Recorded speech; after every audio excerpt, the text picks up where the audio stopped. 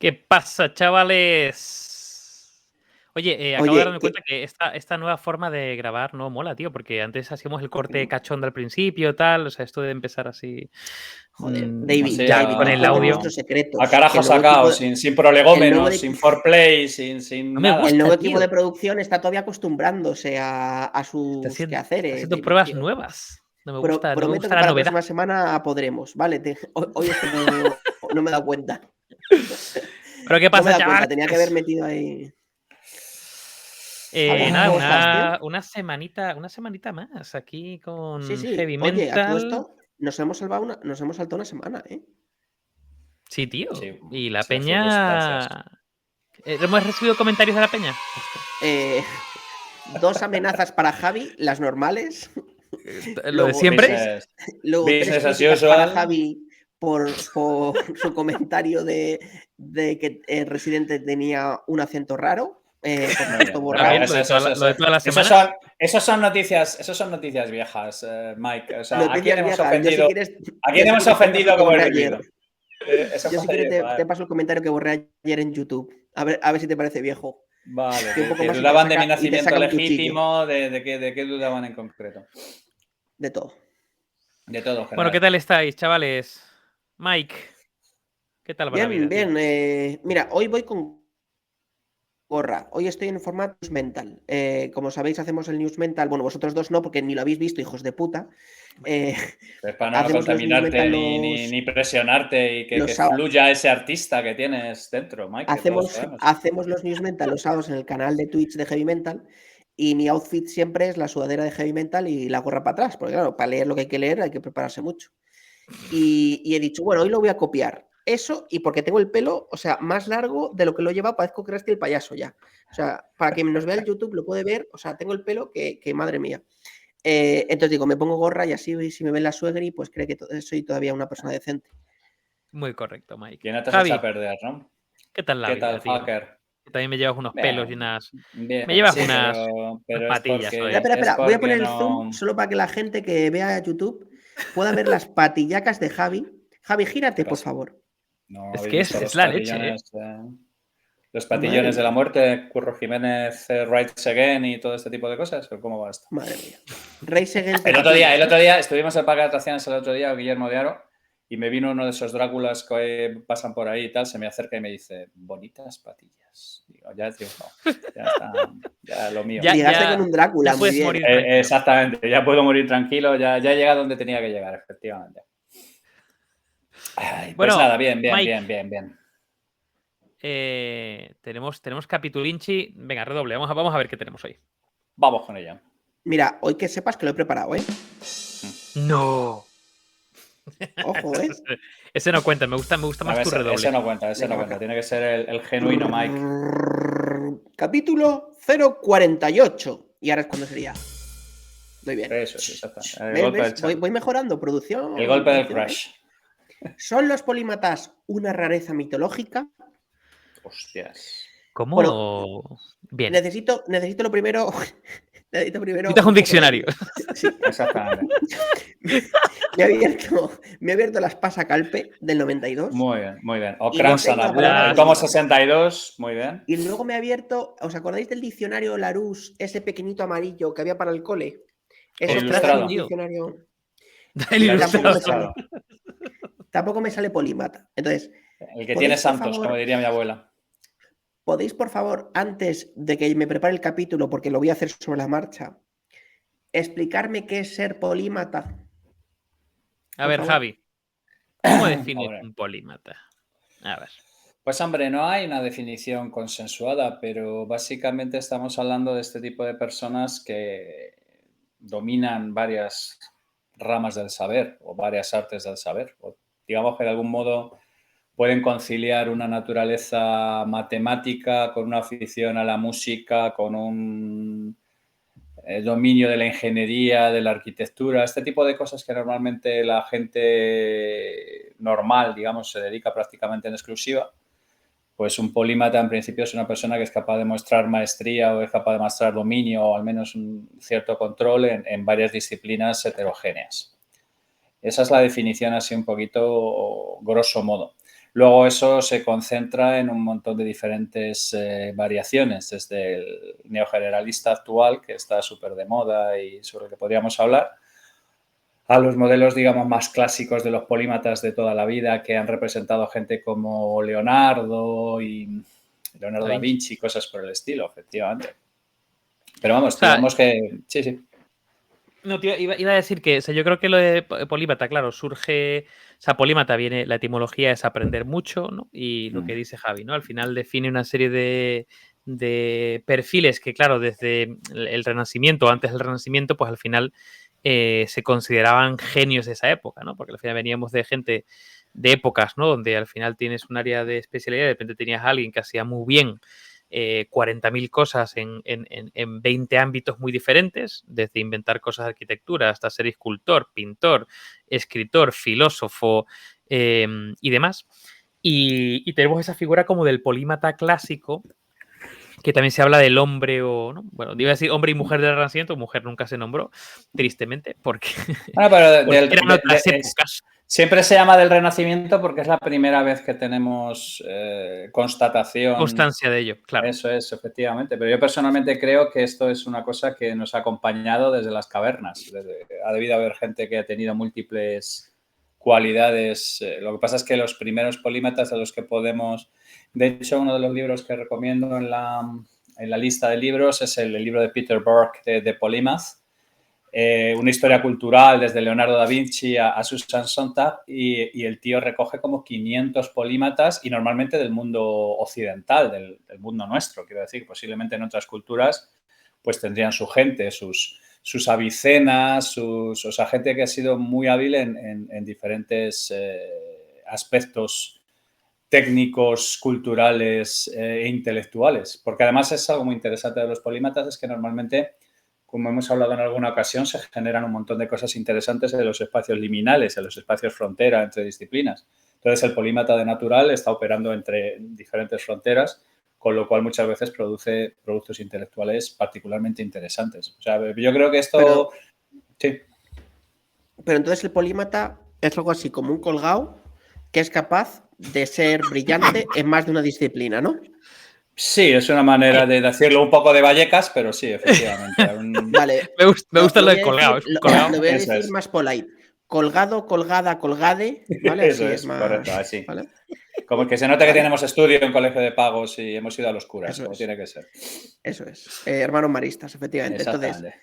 básicamente es una persona que tiene una capacidad innata o adquirida, o es indistinto. Esa es una No, muy a ver. buena pregunta. Sí, bueno, sí. O sea, normalmente tiene una especie de O sea, polímata se nace predisposición o se genética. hace. Hay un poco de todo. Generalmente hay una predisposición genética, intelectual, pero que luego se cultiva muchísimo, evidentemente. Claro, yo ahí tengo un tema, o sea, yo creo que al final los seres humanos estamos como diseñados biológicamente para aprender y explorar. De hecho, la curiosidad, mucha gente dice, bueno, mucha gente, no sé si está reconocido como un instinto, pero nacemos literalmente con la inquietud de explorar y de curiosear. Y de hecho hay una cosa en el cerebro, ¿no? Que es el circuito de la recompensa, que básicamente cuando descubrimos algo nuevo, cuando exploramos, se genera en este caso un neurotransmisor que es la dopamina y que de alguna forma nos da una gratificación el descubrir cosas nuevas. Es decir, estamos como predispuestos para eso. ¿Qué ocurre? Que pues yo creo que dependiendo de la educación, dependiendo de nuestra vida, nuestra experiencia vital, las decisiones que vamos tomando, de alguna forma también la sociedad o el sistema educativo está como muy pautado a que vayamos tomando decisiones y nos vayamos hiperespecializando. Y no es que perdamos la curiosidad, sino que muchas veces literalmente nos ponemos trabas, ¿no? Para dejar de curiosear. Así, yo creo que todos estamos preparados para ser, entre comillas, polímatas, en el sentido de ser maestros, ¿no? En diferentes ámbitos y ser novato, ¿no? O aprendiz en otros y estar como constantemente aprendiendo. Lo que pasa es que, pues, cuando nos vamos haciendo mayores, pues perdemos ese campo de exploración y de, aparte que tenemos menos tiempo, o sea, hay otras características, ¿no? Sí que es cierto que ahí, bueno, entraríamos en otro melón, que hay gente que tiene una mayor capacidad cognitiva para aprender, aunque aprender se puede aprender, o sea, se puede aprender para ser más efectivos en el propio aprendizaje. Pero bueno, eso no quita que haya gente que tenga mayor capacidad de procesado, ¿vale? Para aprender cosas. Claro, pero Pero- fíjate, hayas mencionado varias cosas al mismo tiempo, ¿no? Desde los procesos Sí, de tengo aprendizaje, esa aprendimiento, ¿no? Como rollo Bárbara Oakley, toda la gente Exacto. de Learning to Learn y este tipo de cosas, a una cosa que es muy interesante, que es, oye, el taylorismo y la especialización nos descarrila todo por completo de un planteamiento inicial en el cual nos sentimos exactamente igualmente atraídos por las matemáticas, por la ciencia, que por el dibujo y la plastilina, pues pudiera ser, De pudiera hecho, ser, pudiera ser. por esa definición, muchos arquitectos pueden ser polímatas, ¿no? Porque son, no todos, pero la gran mayoría, muy buenos dibujantes y además matemáticamente hábiles. No te digo a lo mejor todos brillantes. Sí, bueno, es que pero la polimatía no es patrimonio de ninguna Claro, rama, ¿no? especialidad ningún en concreto. oficio. No, ni Sí. ningún oficio, ni nada por el estilo. Porque O sea, ahí, o sea, ¿cuál es el rango? Es decir, voy a hablar un poco a lo bruto, ¿no? Pero ¿cuál es el rango a partir del cual una persona puede ser considerada polímata? Es decir, es más de una especialidad, me queda claro, ¿no? Sí. Pero ¿cuál es el nivel de conocimiento adquirido en especialidades para que tú digas, joder, esta persona, o sea, no una persona a otra, o yo mismo considerarme polímata, es una cuestión de habilidad, es decir, ejemplo chorra, un matemático que toca el piano podría ser considerado polímata, también puede ser una habilidad también manual o es simplemente una habilidad mental.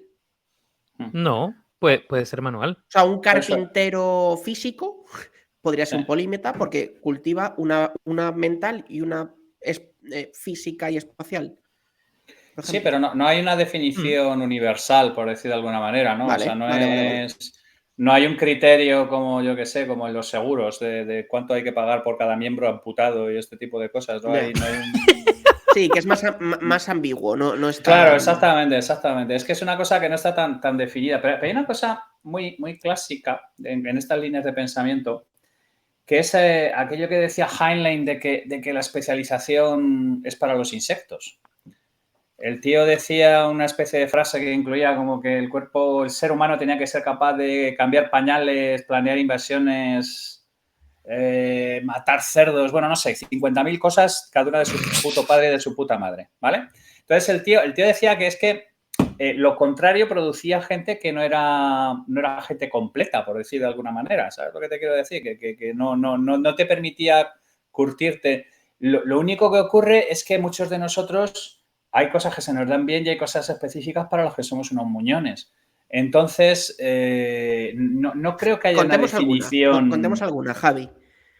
Vamos a contar. Yo cuento la mía, venga. Yo Sí. tengo una cosa que no puedo evitar y me pasa mucho. Y con los años cada vez da más. Y es que se me caen las cosas. Y esto no es coña. Es raro el día que no se Que eres me muy cae torpe. el móvil, el iPad. No, pero es que además son cosas de las manos. Es decir, no es. Todos los días se me cae algo. Claro, pero yo no sé si eso es un buen ejemplo porque es un tema de propiocepción, ¿vale? Aquí ya Joder, estamos Javi, pero tú no dices que era diciendo que ambiguo. estás echando la instancia para tener Alzheimer o algo por el estilo. No. Estamos hablando, por ejemplo, De de cosas que se te que den mal mentalmente. sí, o en general, digamos, No a tiene ver, que por ser ejemplo, mental. Pero tiene que ser un eso es, ámbito. Tiene que ser un eso ámbito, no es, puede ser eso es. una tarea. O tiene que Vale, ser se me da mal la lengua y literatura, ¿no? O sea, a eso te refieres, Javi. O sea, algo de ese Bueno, esa tipo. es una posibilidad. Vosotros, podría quiero ser. decir, ¿había asignaturas que se os daban mejor que otras? Sí. Sí, claro. O en estos test en las que nos hacían en primero de BUP, más o menos el antiguo, los boomers, allí en la época de las pirámides y tal, que te decían si ibas para letras o si ibas para ciencias, dabas más en un sitio, dabas más en otro, o sea, digamos que de alguna manera este tipo de cosas en el que no eres capaz de mantener una... Javi, ¿tú qué dabas cuando te hacían eso? ¿Rompías el decibelímetro? ¿Rompías Sí, el alcoholímetro cuando te pasaban uno de esos? básicamente me dijeron que me podía dedicar a lo que me saliera de los huevos. Eso fue literalmente lo que me dijo mi tutora.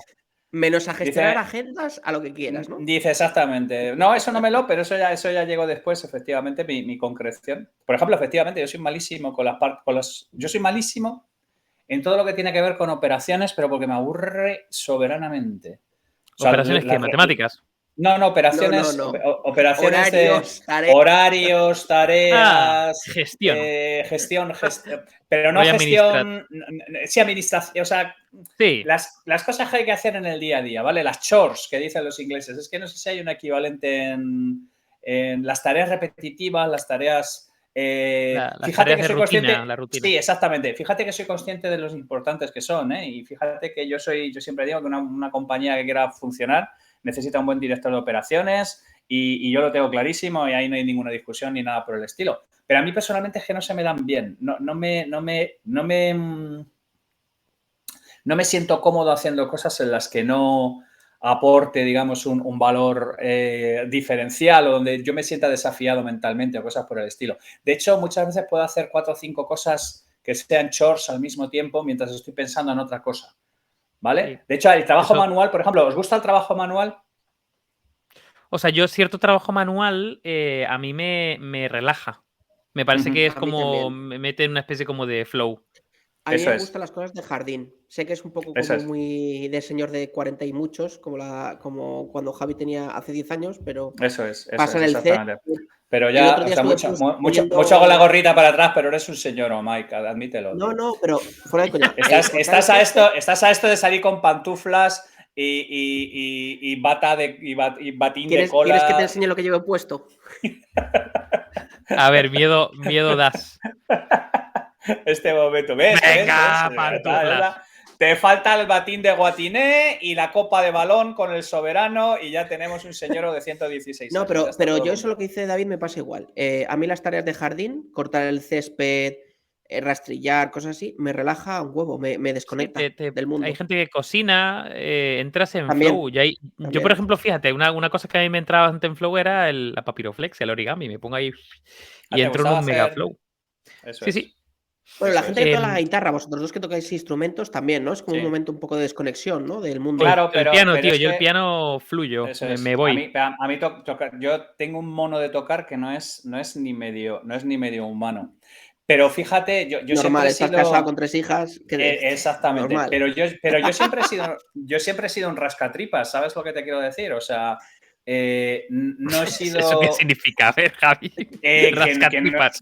que no soy excepcionalmente bueno, ni nunca lo he sido, ¿sabes? Porque tampoco le he metido las horas necesarias para hacer ese Claro. tipo de... Bueno, no tengo un talento excepcional, pero lo que sí es verdad es que he tocado instrumentos, he hecho fotografía de la vieja escuela con temas de revelar y todo este tipo de cosas, he hecho varios deportes de equipo, o sea, he hecho un montón de subnormaladas distintas, no a un enorme nivel, pero sí a un nivel de decir, de aficionado, por decir de alguna manera, ¿vale? Entonces, el polímata en general es una persona que ve como natural este tipo de cosas. Mientras que la mayor parte de la gente a lo mejor tiene un trabajo con el que se gana la vida y un trabajo con el que, digamos, de alguna manera se relaja o algo por el estilo. Pero Sí, o un no. hobby con el que se relaja. Eso es, exactamente. Pero claro, al polímata es que le fascina todo, tío. Es que le fascina al tipo de... Eso es lo que caracteriza, yo creo, un polímata. Una curiosidad insaciable con un montón de campos del saber aparentemente completamente inconexos. O sea, yo creo que esa es parte de la clave, ¿no? Que sean Sí. inconexos, ¿no, Javi? Que Sí. sean Que sean más que el aparentemente... nivel. Eso es, pero Ya. aparentemente inconexos. ¿Sabes lo que te quiero decir? Porque si tú dices, oye, mira, es que no tiene nada que ver la música con las matemáticas, pues si nos leemos uno que ya hemos comentado, el de Gödel, Escher y Bach y este tipo de cosas, ahí está clarísimo que la música y las matemáticas son primas hermanas. Por eso quiero decir que es aparentemente inconexas. Luego ya Claro, hay siempre zonas de aproximación entre unas cosas y otras. Claro, o sea, yo creo que una estructura, una situación muy interesante, ¿no? Porque ahí, claro, cuando hablamos de genios, como decíais antes, Da Vinci, ¿no? Creo, Javi, que es uno de lo que habéis dicho, ¿no? Tú, David. Sí. Claro, Sí. o sea, yo creo que todos conocemos a alguien así, ¿no? Cercano, que le flipa cosas totalmente...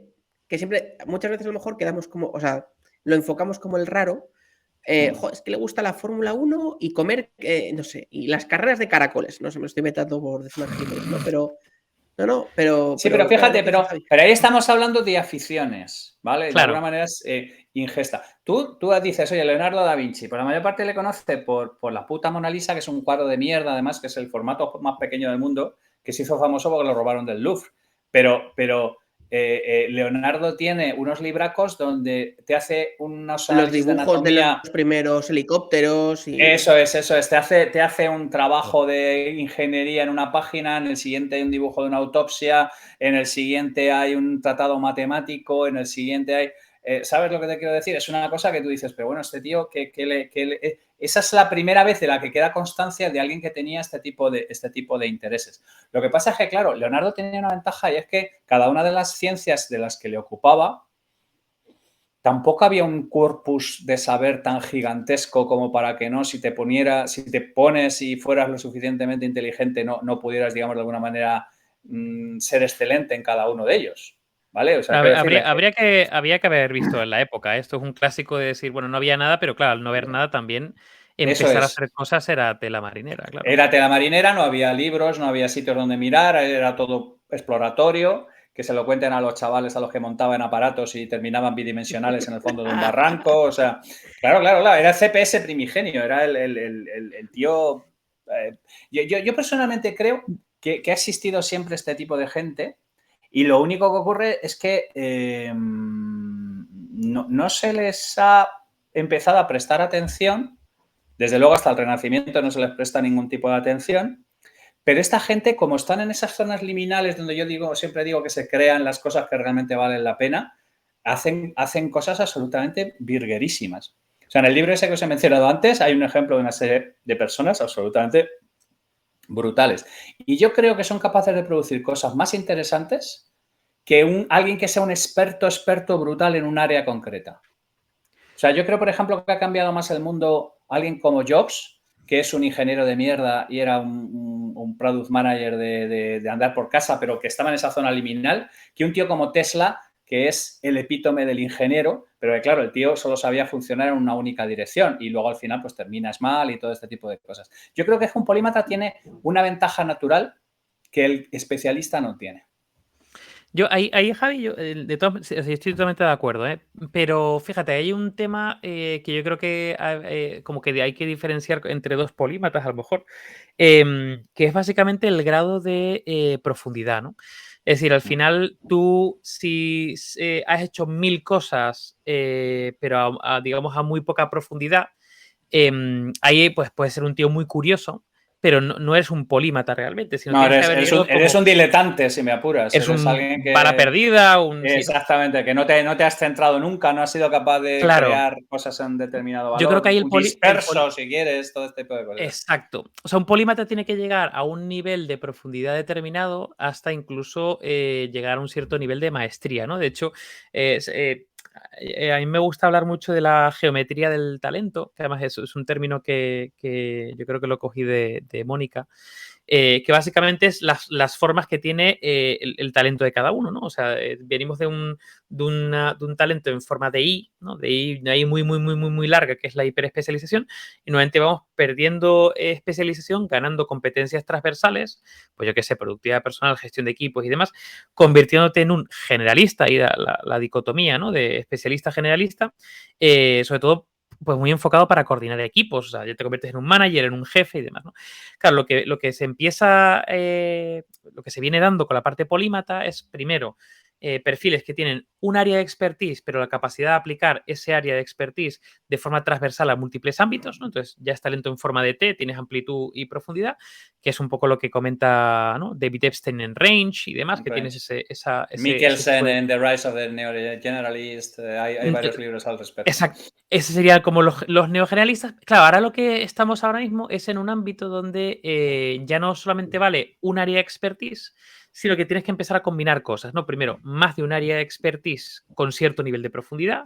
Por ejemplo, yo recuerdo mucho en la época de cuando empezaba el marketing digital, una persona que realmente era buena en marketing digital, no era solamente buena en marketing.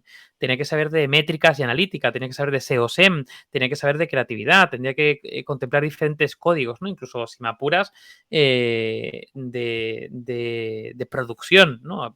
Audiovisual, de gestión. O sea, tienes que saber un montón de ámbitos muy diferentes, ¿no? Entonces, que llegamos un poco al punto de lo que en inglés se llama el comp-shape talent, como el talento en forma de peine, donde tienes básicamente un montón de púas de diferentes tamaños, ¿no? Que va definiendo cuál es tu talento o tus áreas de conocimiento, ¿no? Y luego siempre la transversalidad. Lo que pasa es que la transversalidad ya no solamente entendida como competencias blandas, sino saber muy poco de muchas cosas. Es decir, al final el polímata actual, como el polímata del siglo XXI, sería alguien que tiene más de un área de expertise, pero tiene que tener ese área de expertise con profundidad, que sabe además muy poco de muchas cosas, lo cual te permite tener una visión bastante grande, y luego que ha generado en el tiempo diferentes competencias transversales, pues desde pensamiento crítico, pensamiento analítico, capacidad creativa, persuasión e influencia, productividad personal. Soft skills, que se llaman. Exacto, las habilidades blandas, las soft skills, ¿no?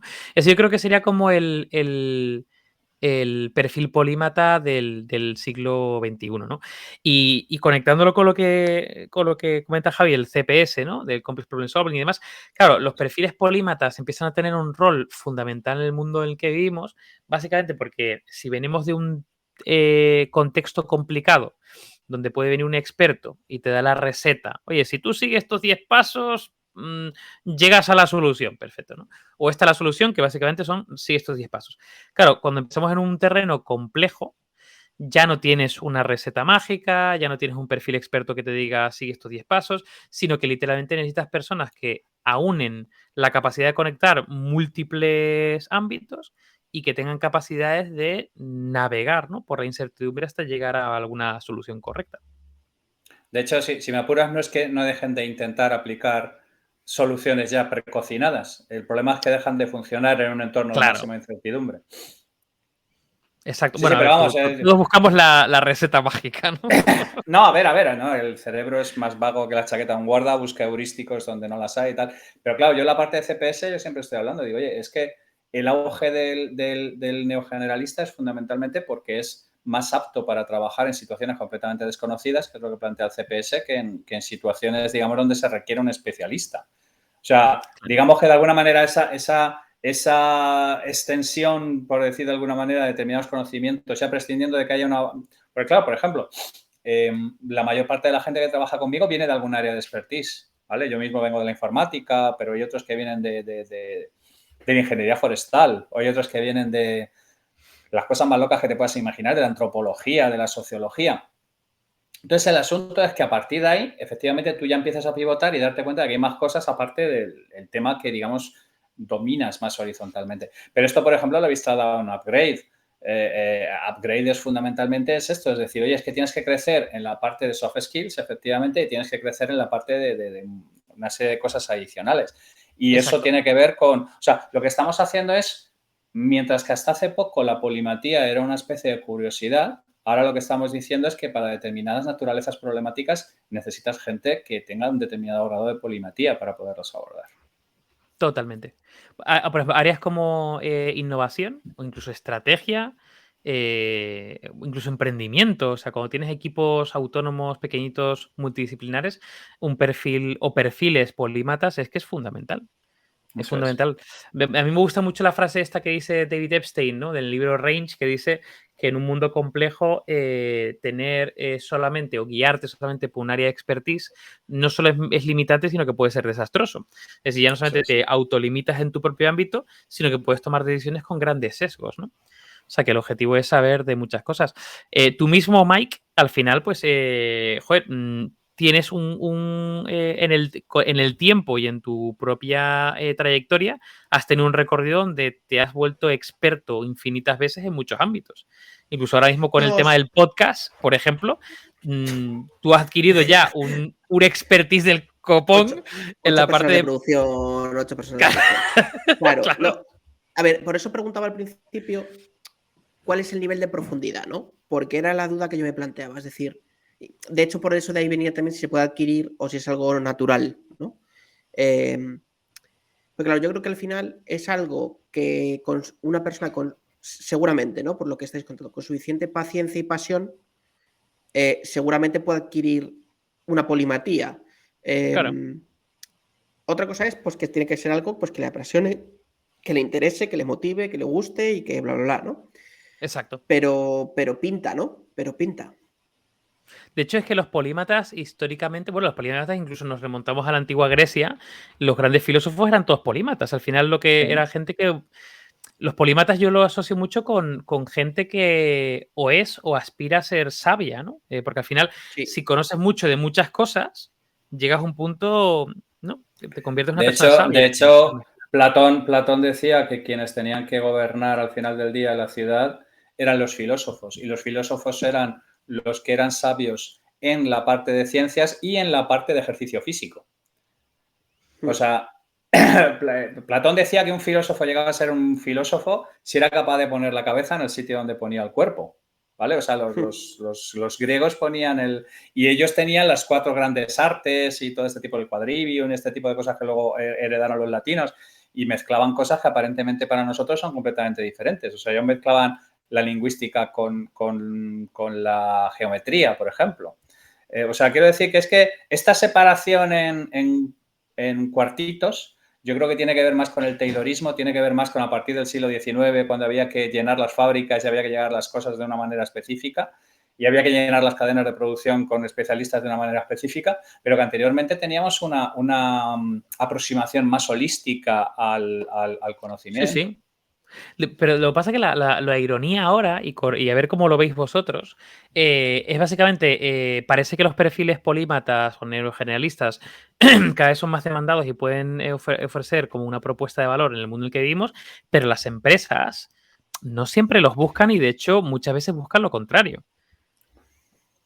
Bueno, Es pero es decir, que que hay eso... un gap. Busca que la hiperespecialización. Claro, o sea, yo creo que yo creo que la especialización o hiperespecialización hace falta.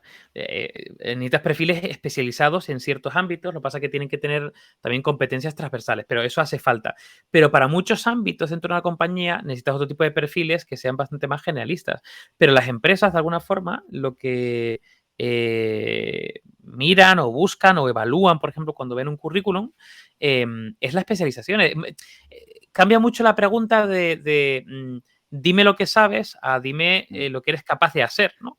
Hay gente que sabe mucho ahora, pero es incapaz de generar, por ejemplo, un nuevo conocimiento de manera más ágil que otra persona que a lo mejor no sabe lo que estás buscando, pero tiene una mayor capacidad de adquirirlo y encima de evolucionar más rápido, ¿no?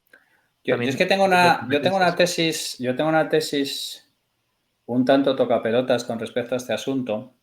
Y es que ¿Tú la mayor parte... tocapelotas? No me lo creo. Como siempre, como siempre. No me lo creo, Javi. Yo soy un buen chaval y lo que pasa es que la sociedad me ha hecho así y ya está, me ha llevado por el mal camino. No, pero la movida es, yo creo que las compañías, la inmensa mayor parte de las compañías están enamoradas del talento en abstracto, ¿vale?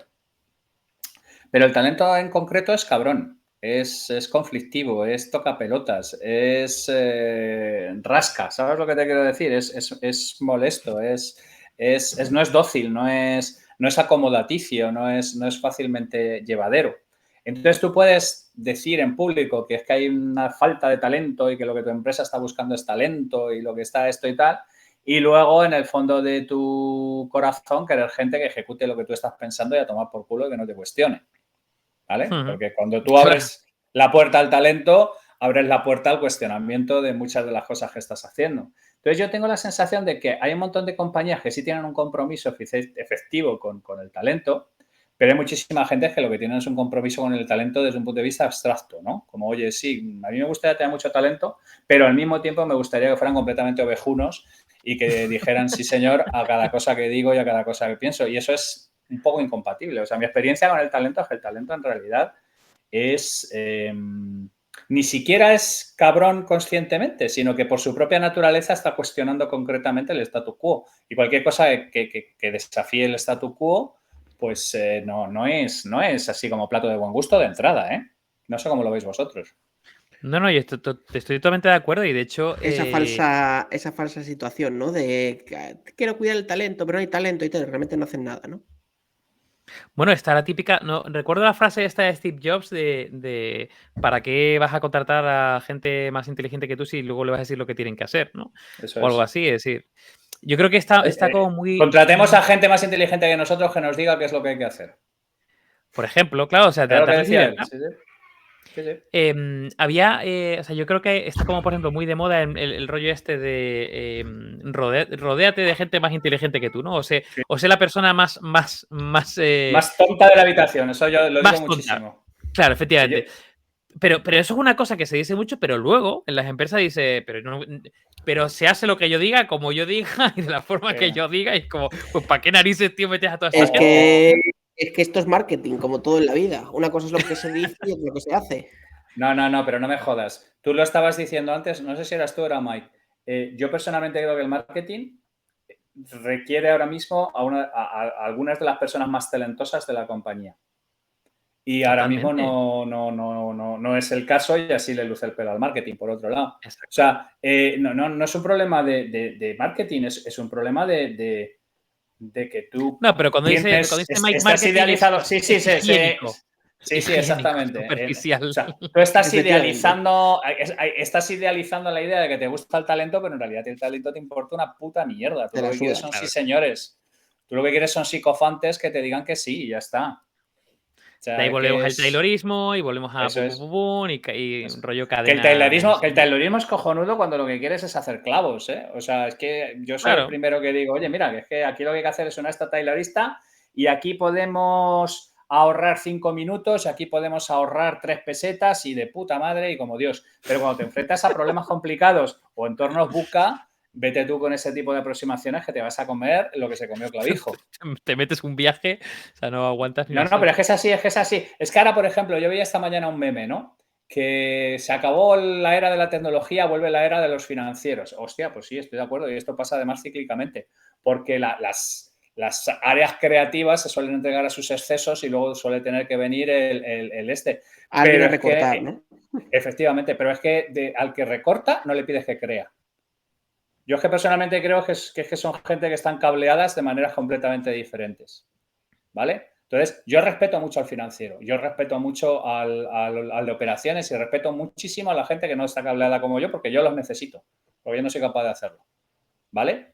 Pero, ojo, no les pidas a ellos que crean cosas o que saquen cosas necesarias o que transformen el mundo porque lo suyo es la lija, la garlopa, el cepillo, la lima y el que es súper válido, ¿eh? Que no estoy planteándolo como cosas de listos y cosas de tontos, sino No, sencillamente que es que hacen hay cosas, falta. hace falta todas las personas y en determinados momentos cuando hay excesos, como ha habido excesos ahora en la parte creativa y cuando pasó la crisis de los .com, cuando digamos de alguna manera se abandona la lógica financiera, al final del día siempre te están esperando los bean counters con el garrote. Y viene la época de los bean counters, ¿vale? Y empiezan los despidos y empiezan todo este tipo de movidas, pero luego al final del día siempre vuelve la era de los creativos, porque de los bean counters no puedes esperar que No creen nada sé. nuevo ni que hagan nada diferencial.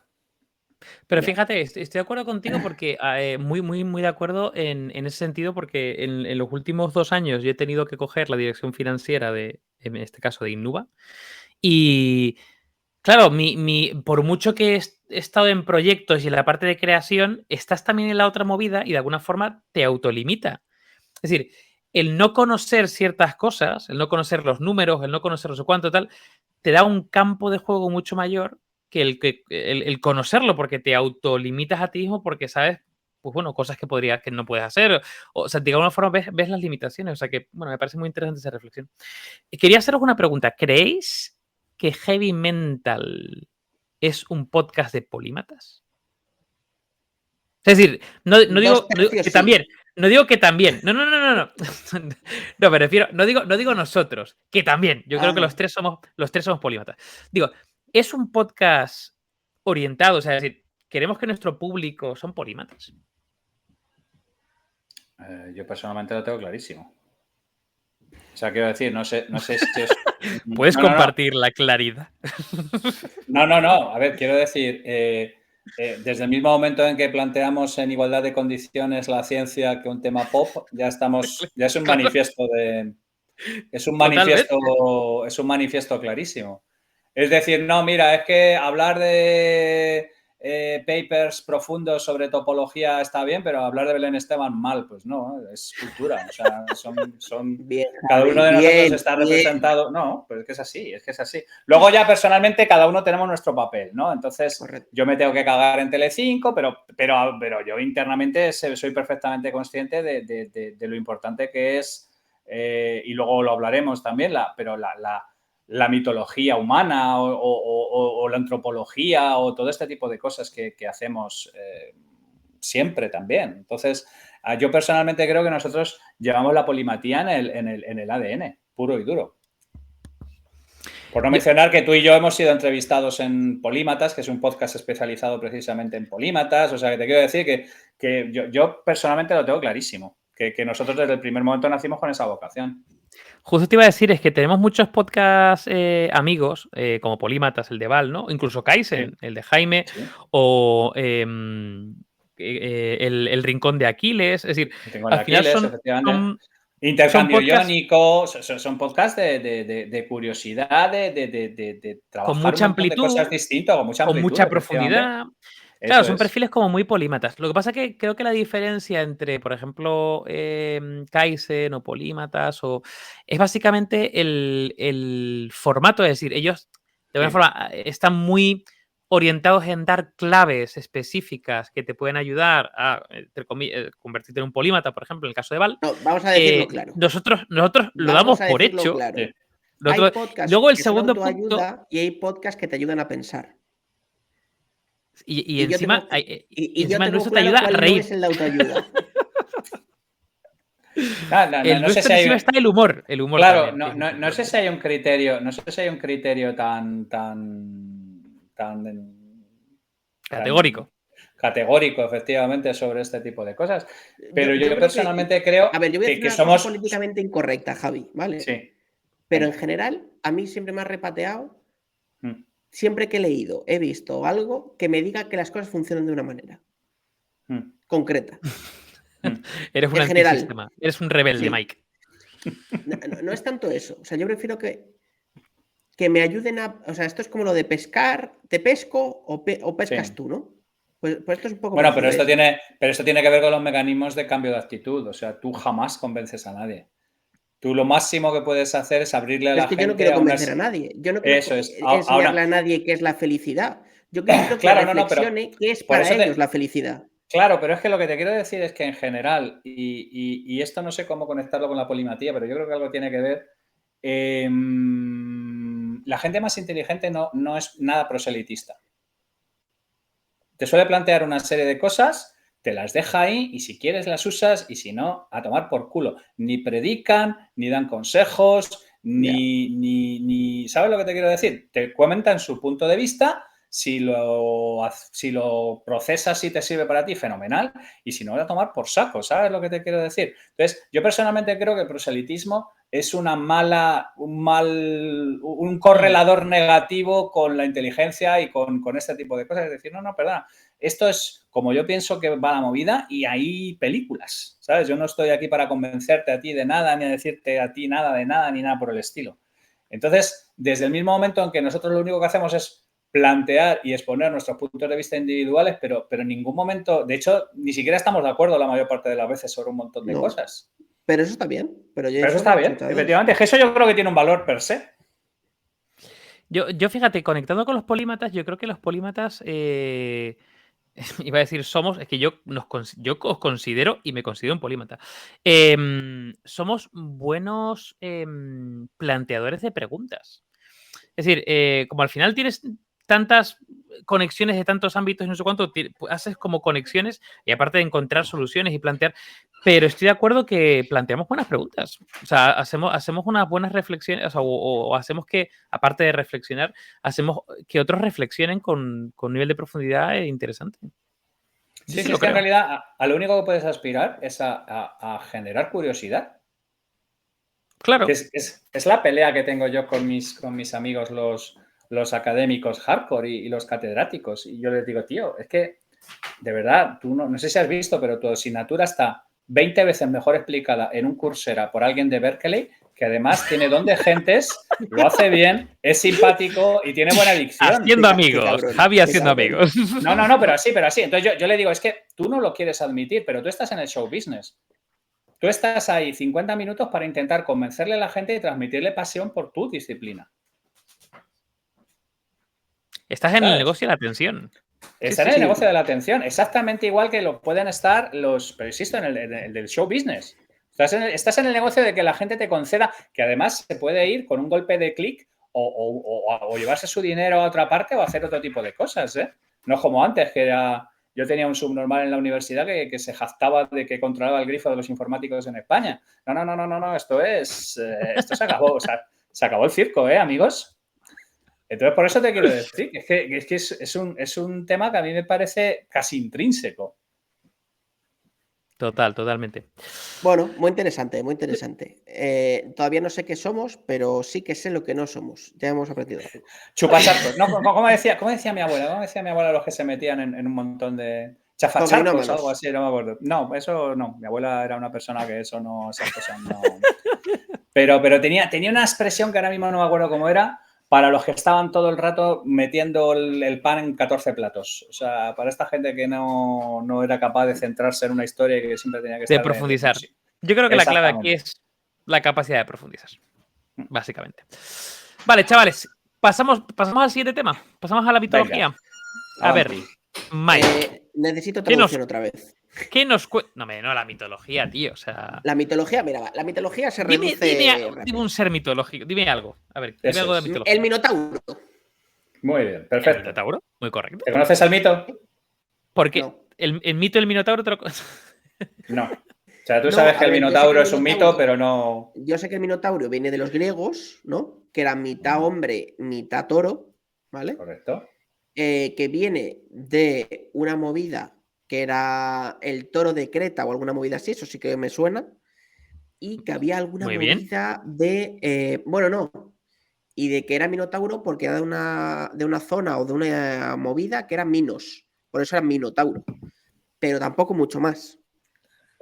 Y bueno, sé que estaba lo del laberinto del Minotauro. Eso es. Ese es el mito. Muy bien. ¿Y a quién vigilaba el Minotauro? ¿Y quién fue a rescatarla? No lo sé. Teseo. Espera. Daisy, Minnie, Pluto. Y Cocoliso, efectivamente. Lo has clavado, sí, señor. ¿Seguro que no era Belén Esteban? No, tampoco. Además que se podía quedar ahí pudriéndose porque no la rescata ni Basile. O sea, una cosa que no veo yo. Bueno, os digo que acabo de hacer una búsqueda rápida en Google para saber lo que eran los seres mitológicos. Y me ha salido un curso de LinkedIn gratuito, de LinkedIn Learning, que se llama Aprende a dibujar monstruos y seres mitológicos. Qué bonito. Fantástico. Ojo, O sea, es decir, no te cuentan qué son, pero sí dibújalos. Pero me parece perfecto. Me parece una actitud correcta, completamente. Es a ilustrar, O sea, con la tontería. Mira, y dije, aprende a dibujar sirenas, tritones, centauros, minotauros, vampiros. Pero espera, los vampiros no son hombres mitológicos, no seres mitológicos, ¿no? No tiene nada que ver con la mitología, ¿no? No, es que tú piensas que la mitología es la mitología griega, pero hay 100.000 mitos. Sí. Hombres lobo y otras criaturas. O sea, los hombres lobo y los vampiros son mitológicos también. Sí, señor. Es mitología. Claro, porque a ver, Javi, Mm. define. Venga, vamos a poner el contexto. Javi, mitología. A ver, ¿qué es la mitología? Hostia, pero recuerda que es el tema pop, ¿vale? Ya, por eso te recuerda que es el tema super pop. Hiper pop. Porque estamos jodidos. ¿Qué es la mitología? Yo me voy rápidamente a Campbell y me voy rápidamente a los... Espera, a ese sí Campbell te refieres a las latas de tomate. Eso es, correcto. Ahí está, muy bien. Correcto. Ahí estaba ahí. Y Andy Warhol y todo esto. No, a ver... Ese también le conozco, era el de la droga en el estudio, no sé qué. No, perdóname, pero Andy Warhol, su única droga era la pasta. O sea, no se drogaba, ni bebía, ni hacía nada por el estilo. Bueno, ¿no era el del 54 Warhol? Las creaciones de colores le salían sin aditivos. Eso es, las serigrafías le salían sin aditivos. No, a ver, la mitología, fíjate, y esto es un parte de una definición de Campbell, pero con la que yo estoy completamente de acuerdo, y es básicamente la manera que tenemos los humanos. Campbell decía que la mitología era la manera que tenemos los humanos de transmitir lecciones de una generación a otra de maneras comprensibles y entendibles, a través de relatos. Entonces, Campbell, Campbell tiene una historia fascinante. No sé si la conocéis, porque la mayor parte de la gente conoce a Campbell del viaje del héroe, de que Star Wars está basado en el viaje del héroe y todas estas historias y tal. Pero Campbell en realidad es un tío que cuando es pequeño su padre le lleva a ver el show de Buffalo Bill, que iba por ahí, itinerante, ¿sabes? Como pues yo qué sé, el show del bombero torero, pues allí en Estados Unidos tienen el show de Buffalo Bill y había indios y había vaqueros y movidas por el estilo. Y el tío se vuelve absolutamente majareten con el asunto y se dedica a leerse todo lo habido y por haber sobre mitos indios y cosas por el estilo. Y después de dar más tumbos que un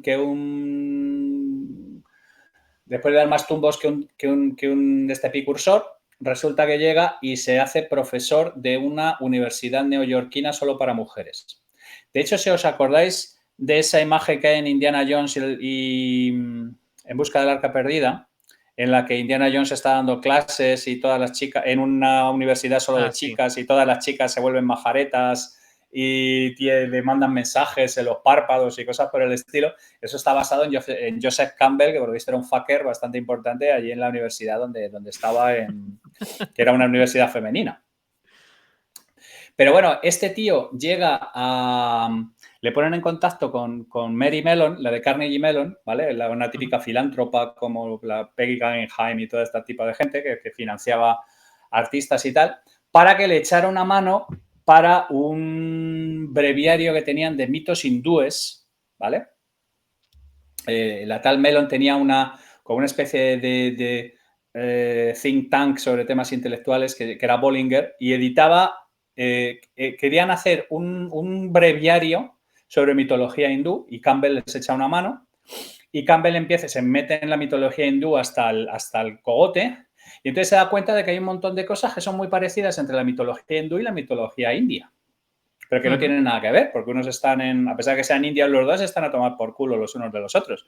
Y entonces el tío empieza a presentar su tesis, que hace un libro que es súper famoso, que es el héroe de las mil caras, ¿vale? Que lo publica en el 64, que es un mega bestseller y su puta madre, en el que dice que básicamente los mitos están compartidos por toda la humanidad, se transforman en diferentes relatos y en diferentes narrativas, pero lo que intentan es enseñar lecciones a las siguientes generaciones, y que la mitología es una manera de encapsular dentro de historias toda una serie de lecciones que, para que la gente joven no tenga que pasar por lo que se han pasado los viejos, por decir de alguna manera, e intentar incorporarlas a su vida. O sea, es una manera como de articular alrededor de una bonita historia una serie de verdades que quieres transmitir, ¿de acuerdo? Que los rodeas de una pátina, por decir de alguna manera, de verdad, ¿vale? Porque, claro, el problema aquí empieza, y el carnaval empieza, cuando tú empiezas a tomarte de manera literal la Biblia, o tú empiezas a tomarte de manera literal el Corán, o tú empiezas a tomarte de manera literal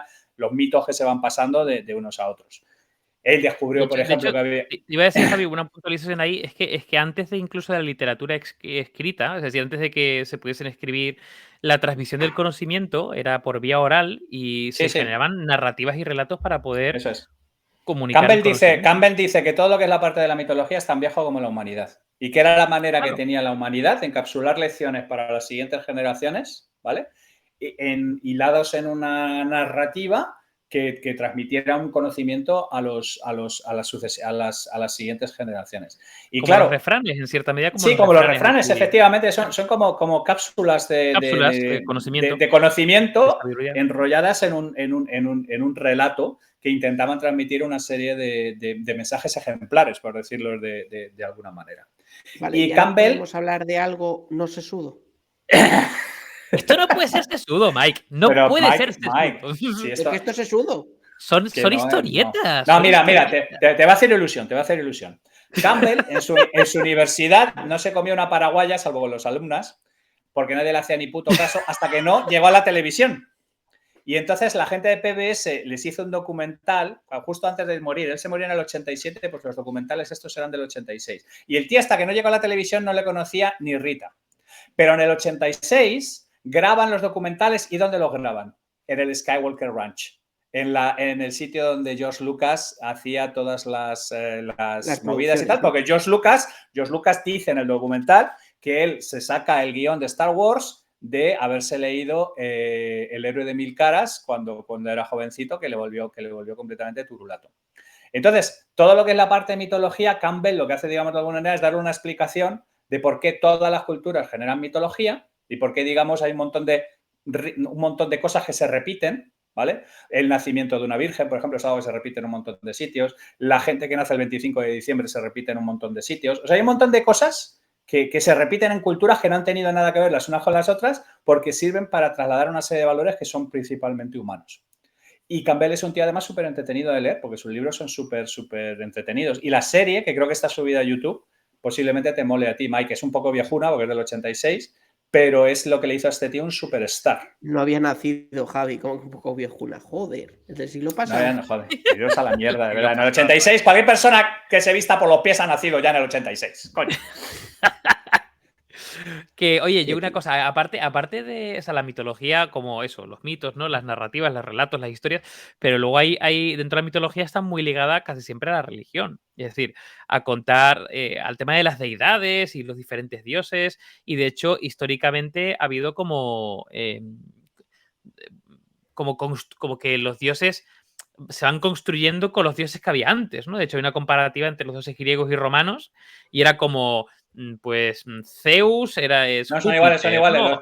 Hades, Plutón. Los romanos es que además les importaba tres cojones. De hecho, Constantino adopta el cristianismo. Bueno, hay muchas tesis al respecto, pero básicamente la gente adopta la religión porque sabía que la gente lo adoraba, ese tipo de historias, y no se complicaban la vida y se traían las historias de un sitio a otro, ¿vale?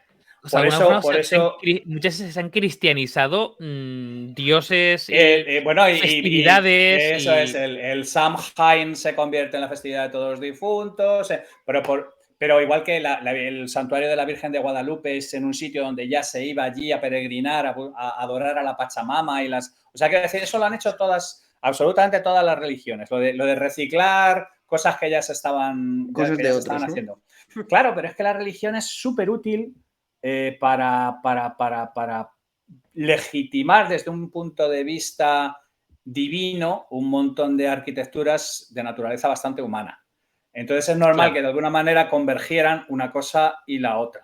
Pero el problema fundamental es que las mitologías van cambiando, mientras que las religiones que tiene el libro, macho, el libro está ahí y el libro no lo puedes tocar, que es el problema que tiene el cristianismo, es el problema que tiene el islam, es el problema que tiene todas estas religiones del libro, es que el libro está ahí.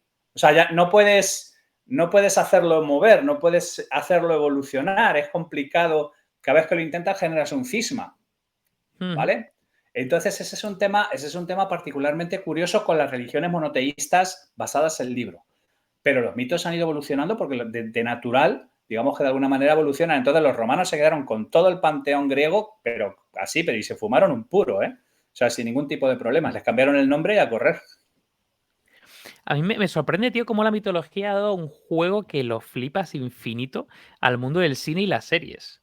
Pero infinito. O sea, desde superhéroes tipo Thor o tipo Wonder Woman, ¿no? Que es una Amazonas, hasta, yo qué sé, Furia de Titanes, Immortals, o rollo tipo Troya o 300 al final.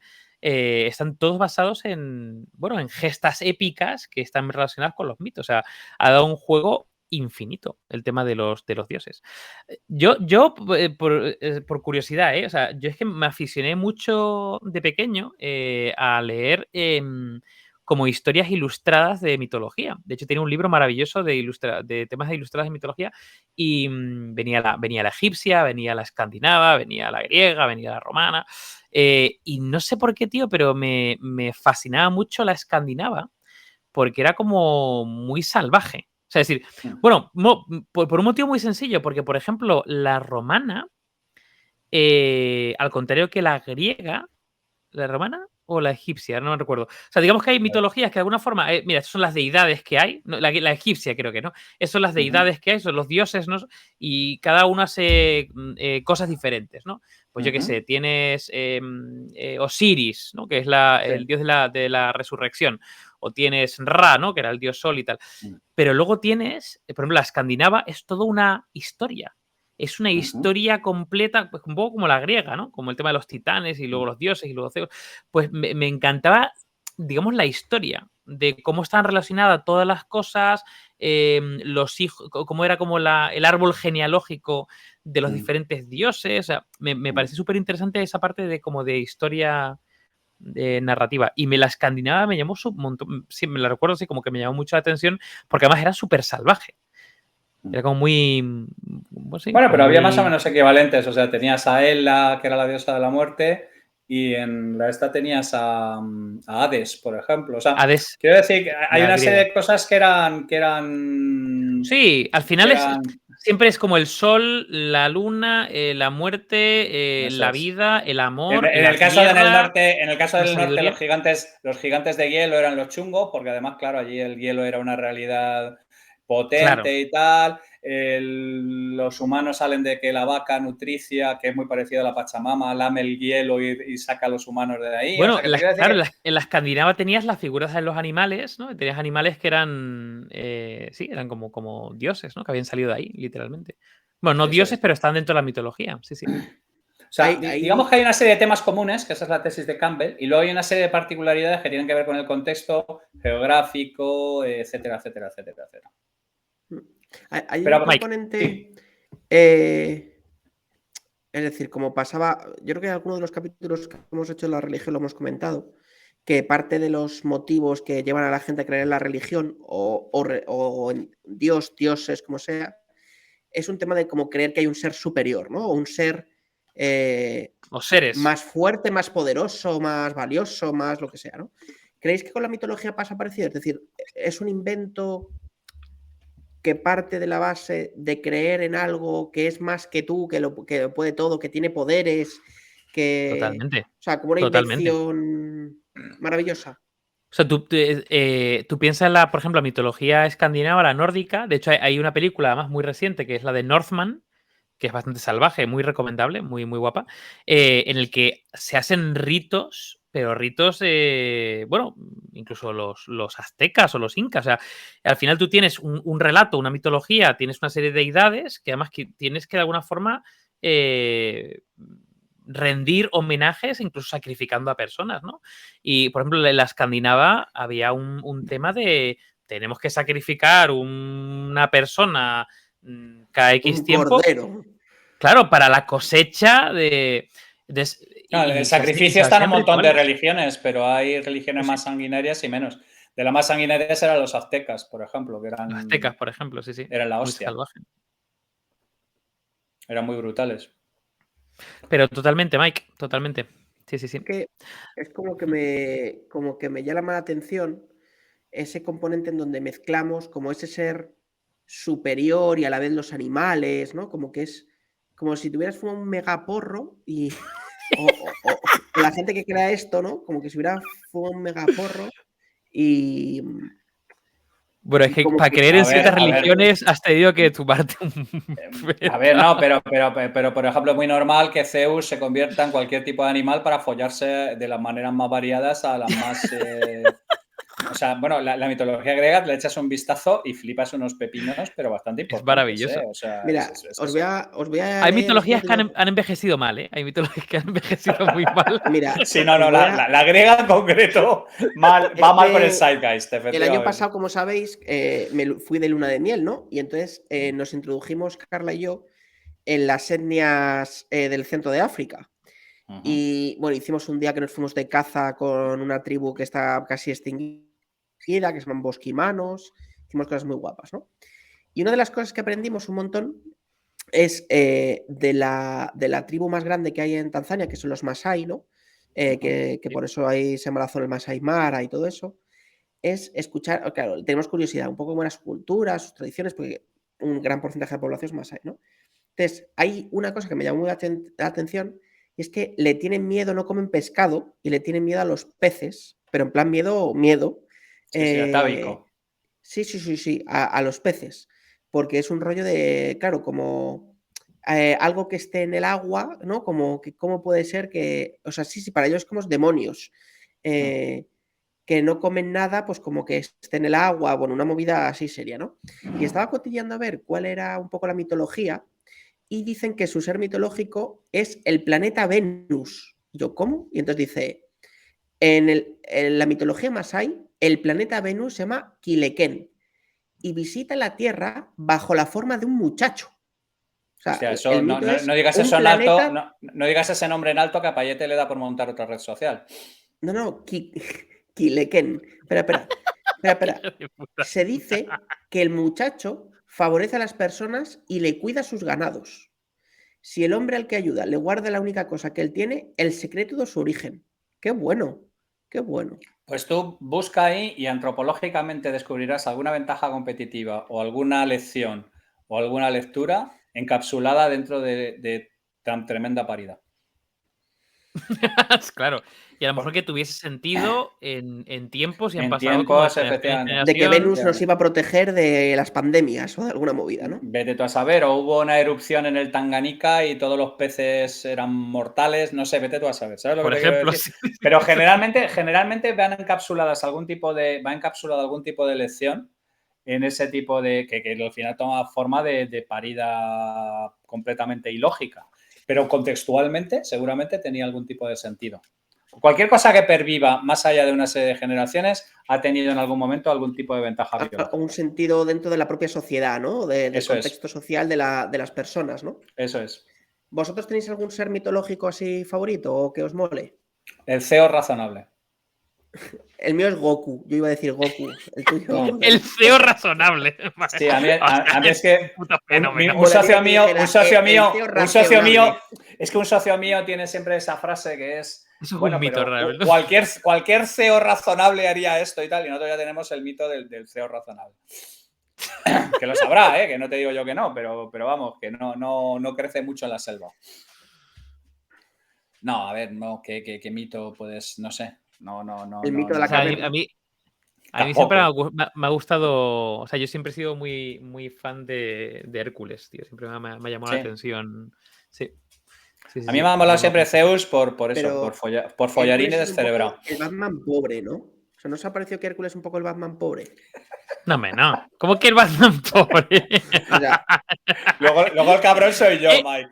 ¿Qué Claro, relación, qué Eso tipo de relación haces con sí, eso? Claro, Hércules porque es como el Batman pobre, ¿no? O sea, se cree que es Dios, pero en verdad es un muerto de hambre. Y Batman es Dios porque su padre le dio todo, de verdad, ¿no? Tiene muchas analogías, estoy viendo, ¿eh? ¿Qué me estás contando?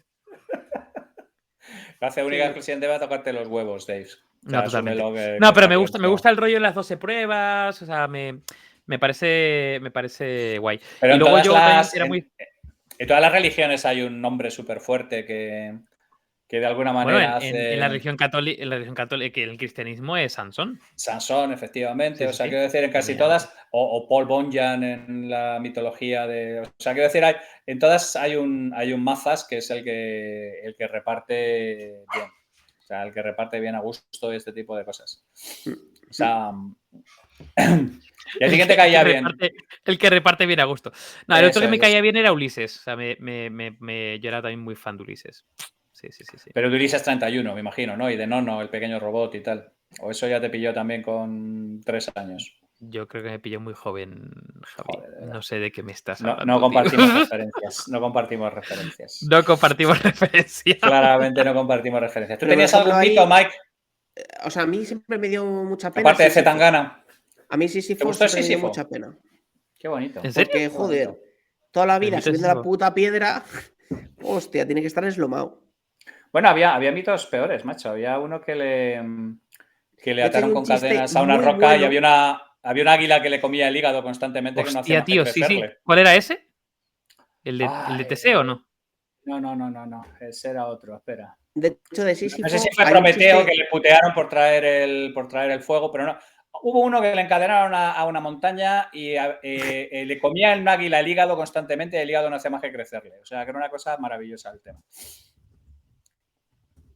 De Sísifo y de la mitología de Sísifo hay un chiste muy bueno ambientado en Jesús y los apóstoles. Pero hoy no os lo voy a contar. Porque hoy me lo guardo para otro día. ¿Te lo guardas para otro día? ¿Para otro día que te cancelen comer debido y tal? Efectivamente. Hoy no, pero hoy de no verdad tiene cuerpo de... hay un chiste muy bueno ambientado en la mitología de subir piedras. Subir piedras ahí a lo alto de la montaña. Hombre, luego está Ícaro. Ícaro también es otro clásico. Ícaro está muy Ícaro guay. Pero fíjate, ahí la lección está muy clara. Es ¿vale? muy clara, Ahí, súper clara. Sí. la lección es muy... Pero Ícaro era el hijo de Dédalo, que es el que había construido el laberinto donde estaba... No. El Minotauro, cierto. Sí, claro. El laberinto donde estaba el Minotauro, ¿vale? Lo había construido Dédalo también, que también le hizo las alas a Ícaro, efectivamente. Que fue el que le hizo las alas a Ícaro, sí. ¿Vosotros creéis? O sea, voy a soltar ya la última gilipollez del día, ¿vale? ¿Vosotros creéis que igual que Jesucristo tiene un componente histórico, el Jesús histórico, ¿no? Que eso daría para un capítulo en sí mismo, muy interesante. Sí. El Jesús histórico. ¿Vosotros creéis que algún dios o algún ser griego / romano puede tener también alguno de ellos un componente histórico? O sea, ejemplo chorra. ¿Podría ser que Hércules hubiera existido? ¿O que Zeus hubiera existido en la realidad? ¿O lo veis que es simplemente una invención 100% social y solo pasa con la religión cristiana y la musulmana? Es una muy buena pregunta. O sea, yo siempre he pensado... Wi-Fi está de acuerdo. Wi-Fi está diciendo, sácame a cagar. Me cago en los mitos de... No. Exactamente. Déjame de mierdas y... Déjate de mitos y sácame. No, a ver, yo creo que... o sea, yo creo que el Jesucristo histórico existió. O sea, yo realmente creo que... O sea, es decir, otra cosa es que pasara lo que pasara, o bueno, evidentemente yo no soy creyente, ¿no? Pero vamos, que yo creo que sí existió alguien que se llamó Jesucristo, que tuvo una serie de características, y se convirtió en un mito, ¿no? Yo creo que a lo mejor puede haber diferentes personas que históricamente, yo qué sé, pues que encarnasen la figura de Hércules o que encarnasen la figura de... O sea, aunque no hicieron lo que el mito dijo que hizo, ¿no? Finalmente, pero que de alguna forma existió alguien que pudo inspirar ese mito. Yo sí que creo, o sea, al igual que en los mitos de las deidades, creo que son puras invenciones, los mitos más relacionados con hazañas épicas o cosas así, puede ser que existieran. Yo sí que... ¿Por qué no? Yo voy a arder en el infierno lo que haga falta, pero tengo mis más que serias dudas con el personaje histórico de Jesús. Yo personalmente creo que se lo sacó Constantino del Perineo, básicamente. Y que en general detrás de cada mito hay algún rastro de algo que vagamente pudiera asemejarse a... Eso puede ser, pero que hubiera un personaje histórico detrás, francamente lo dudo. Mucho pero, por ejemplo, hay hazañas tipo Troya, ¿no? Sí, o sea, Troya... pero una cosa es Troya y otra cosa es Aquiles. ¿Sabes lo que te quiero decir? Troya sí está. De hecho, uno de los libros que más me metió en la mitología fue cuando encontraron Troya. El libro este de Dioses, tumbas y sabios, que es un clásico. Pero a eso es lo... Claro, pero eso es lo que voy a... Troya a lo mejor no pasó exactamente como pasó, pero... algo histórico hubo. Hombre, claro, sí, pero quiero decir, Jerusalén sí existió y Belén también, ¿sabes lo que te quiero decir? Otra cosa ya son los santos lugares... Claro, ¿por qué no existió un fulano? No, sí, a ver, entiéndeme. Yo no estuve allí. Entonces, yo es mi tesis después de haber... ¿En serio? ¿Tú no estuviste allí, tío? Teníamos la certeza de que estuviste. No estuve allí porque me pilló a trasmano, yo estaba en otras movidas y no estuve allí pero yo, por lo que me han dicho los colegas, aquello se lo sacaron del sobaco. Pero bueno, esto es mi opinión. Yo no sé por qué, tío, pero pienso que detrás de una gran historia hay una parte de verdad. O sea, como que hay algo que... Sí, pero filosóficamente, algo, ¿no? Pero filosóficamente, no históricamente. Es el único matiz que introduzco. Yo estoy de acuerdo contigo que generalmente, y soy el primero que lo he dicho, que generalmente los mitos lo que suelen es encapsular lecciones de vida reconducidas en forma de narración. Pero de ahí a eventos históricos asociados, a mí personalmente me parece que se flipa mucho la gente con eso. Pero es mi opinión personal.